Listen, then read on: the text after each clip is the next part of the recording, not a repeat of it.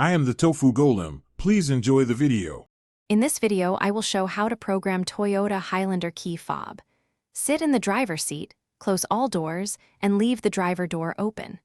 Keep the working key and the new fob within reach while you cycle the ignition and follow button presses. Move at a steady pace and don't rush the steps to avoid locking the system. If something seems off, pause and reset by removing the key and waiting a minute. Begin by inserting the working key and turning the ignition to the on position without starting the engine.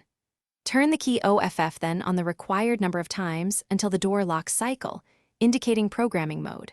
When locks cycle, press and hold the lock or unlock button on the new fob until the locks confirm programming.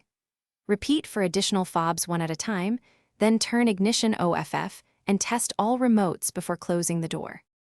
If you're finding this video helpful, please subscribe and like to support more guides.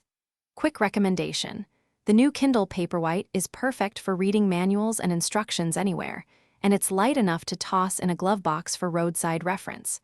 I find it handy when I need step-by-step procedures without carrying paper. Check the description for the Kindle link and other deals. Now let's get back to the video. If programming fails, try a fresh battery in the fob and repeat the sequence slowly and accurately. Make sure the working key is fully functional and reset by removing the key and keeping the driver door closed for 1 minute before retrying. If the vehicle never enters programming mode, there may be a security or module issue that requires professional diagnostics from a dealer or qualified locksmith to avoid damaging the system.